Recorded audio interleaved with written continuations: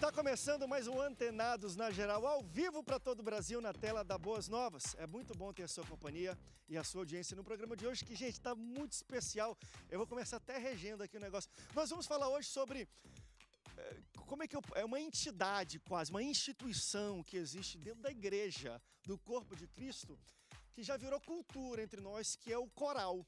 O canto coral, o grupo coral, ou apenas coral, como nós chamamos, que todo culto tem o seu momento, os hinos, às vezes os hinos durante a oferta, ou enfim, para qualquer outro momento. Qual a importância de um grupo, de um coral numa igreja? Qual é a sua história? Qual a influência que um coral tem na história da igreja e no dia a dia da igreja de hoje? Nós vamos debater um papo, relembrar e aqui fazer um tributo a todos os corais de todas as igrejas do Brasil que há 100, 200, 300 anos já de evangelho aqui no Brasil fazem um papel lindo todos os dias, toda semana na liturgia, nos cultos e em outros desempenhos que a igreja também tem. Então, para falar mais um pouco sobre o coral, eu quero também homenagear nesse programa o maestro Filinésio, lá de Belém do Pará, maestro do primeiro coral das Assembleias de Deus no Brasil. E ele que meio que fundou, está quase, se não me engano, 70 ou 75 anos regendo o mesmo coral. Um grande abraço para todos do coral em Belém do Pará, irmão Filinésio, e um abraço para todos os coristas e regentes do Brasil. Para falar um pouco sobre, melhor do que eu, vai entender tudo sobre o assunto, recebo ele que é líder do Ministério de Louvor da Comunidade Batista do Rio de Janeiro, Davi Sicon, David Sicon, querido, bem-vindo ao Antenados na Geral. Obrigado, André, por esse convite, poder estar aqui com vocês. É uma honra, né, poder estar participando desse programa e estar contando a minha história, que tenho não sou do raiz coral, mas tem raiz no coral. No coral, todo mundo tem. Bem-vindo, David, ao Antenados. Também recebo ele que é maestro de coral, também é músico da Comunidade Batista do Rio, Alex Blois. Alex, querido, bem-vindo ao Antenados na Geral. Muito obrigado pelo convite, meu querido. É um prazer enorme estar aqui e poder falar, né, da história do coro na igreja, né, que agrega valores dentro do templo do Senhor. É um prazer enorme. Bem-vindo, queridão. Também recebo ela, que é missionária da Assembleia de Deus em Campo Grande. Ela também é cantora e maestrina, gente, de um coral feminino de mais de 3.000 vozes. É voz demais. Raquel Lima, querida, bem-vinda ao Antenados na Geral. Muito obrigado. Uma tarde maravilhosa e abençoada para todos. Quero dizer que para mim é um prazer imenso estar aqui. Falar desse assunto é assim um presente. Para nós que vivemos a música, respiramos música, e falar de coral é falar de algo sublime. Então, é maravilhoso estar aqui nesta tarde. Obrigado pela presença de vocês. Vamos bater um papo, relembrar histórias e também falar um pouco sobre os dias e a liturgia de hoje, onde talvez muitas pessoas gostam de música de cantores, grupo de louvor, que eu acho fenomenal ter dentro da liturgia da igreja. Mas, gente, vamos lá. Eu não sei quanto... Eu sou assembleiano, tem que ter um coralzinho. Tem que ter. E deixa eu conversar um pouco. Não tem que ter um coral, tem que ter um momento. Tem que ter. A voz, parece que a gente espera um momento que a gente fica em silêncio. Às vezes é só para ouvir, junto com a orquestra, que é maravilhoso. Às vezes é durante, eu falei, da liturgia das ofertas, não sei. Mas não faz falta, às vezes, quando você vai para alguma igreja que não tem.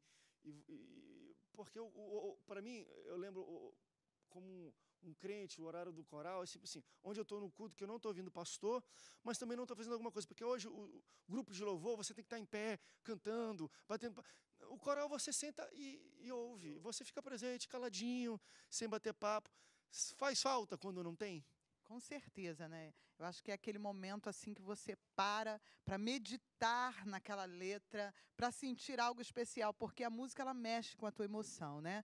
E falar do coral é falar daquela peculiaridade que as pessoas têm, aquele cuidado das vozes, de ensaiar, de se doar para isso, né? Fazer o seu melhor para o Senhor, e eu sou assembleiana também desde a raiz. Então, ouvir o coral na igreja, quando você vê essa igreja não tem coral, parece que falta alguma coisa naquela igreja, né? Independente de se esse coral ele tem várias vozes divididas ou não, como é elaborada a sua canção, mas faz falta aquele momento do coro, né? No meu caso, eu sou de uma família que aprendeu com coral. A minha avó cantava um coral numa igreja batista, levava minha mãe para assistir os ensaios, e meu tio. Eles eram os mais novos, então meu tio logo depois veio a formar uma dupla, né? Porque hoje é chamado de dupla sertaneja, mas naquela época Mas eles tinha muito esse negócio de dupla, né? Hoje não Então, tem tanto na que igreja, ser- de homem ou mulher. Isso, É um que negócio seria o dueto interessante. cantar em duas Os vozes, duetos, porque eles aprenderam ali ouvindo. Minha mãe não sabia nada de música.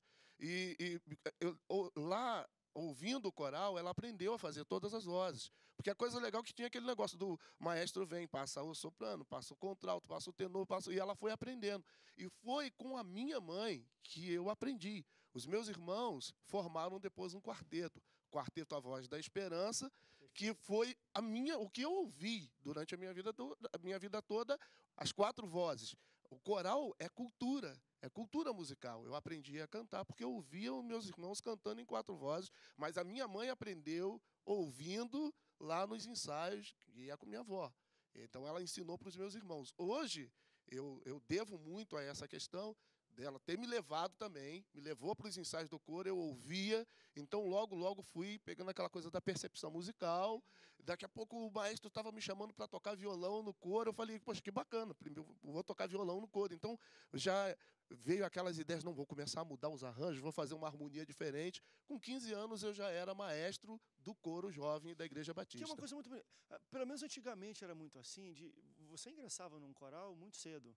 Hoje a gente tem a ideia que coral é para a terceira idade, porque eu tenho um grupo de louvor que é para os mais jovens. Às vezes tem um coral, mas de jovens, alguma coisa assim.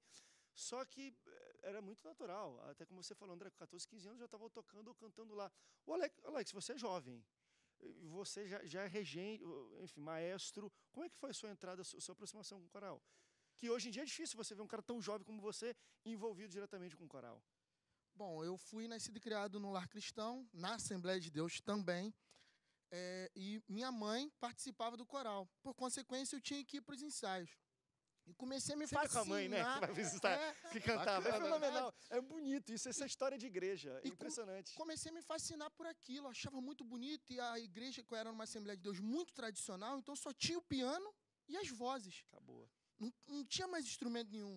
Então aquilo foi me encantando. Eu comecei a cantar no coral de crianças da igreja. Aí logo depois adolescentes. E na adolescência eu comecei a estudar música. E me interessei, me apaixonei de forma surpreendente por isso. E pela ausência de mão de obra na igreja, fui meio que empurrado. Não, assume o coral e vamos fazer. Foi desse jeito. Entrou por osmose, né? Fazendo todo dia.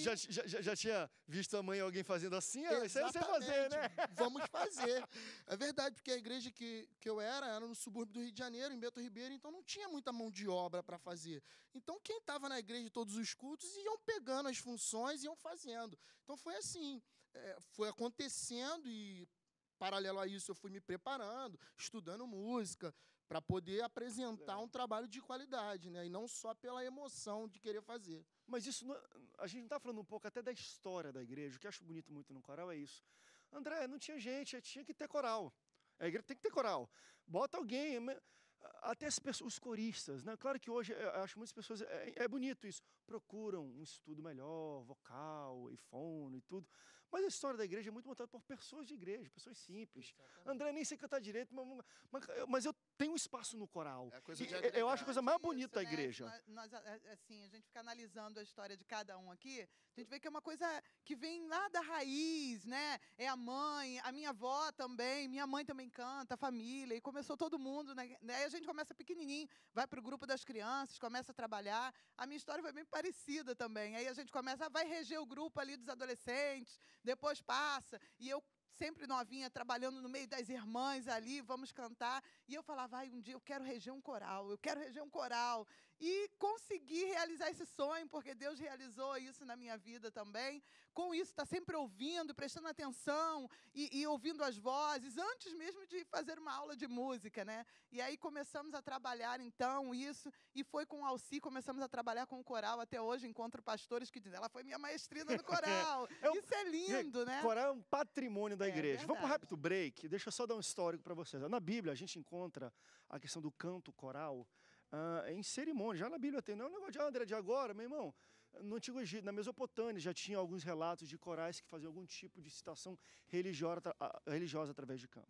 Mas na Bíblia a gente vê, olha, cantos coletivos no templo, a gente vê nas batalhas, onde se entoava e colocava à frente do exército. Nós temos coro de Davi, 1 Crônicas 15, você encontra o coro de Davi. O coro de Salomão, que foi organizado por Davi em 1 Crônicas 23. O coro de Zorobabel, que foi organizado após o exílio, em cerca de 200 cantores. Você vê isso em Esdras 2. Enfim, a Bíblia é permeada no Antigo Testamento, de corais, de pessoas em momentos. Isso é um patrimônio que a gente vem trazendo desde lá, por isso que é de raiz mesmo. Os pais dos nossos pais, dos nossos pais, dos nossos pais, dos nossos pais, se a gente voltar até o Egito ainda, quando a música tinha coral. Então é um patrimônio da igreja que a gente tem que preservar.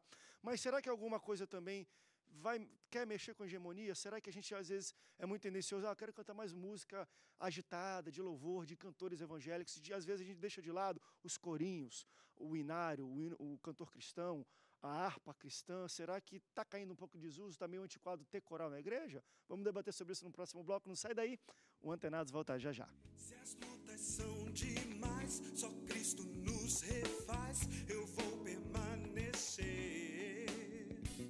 Eu quero mais.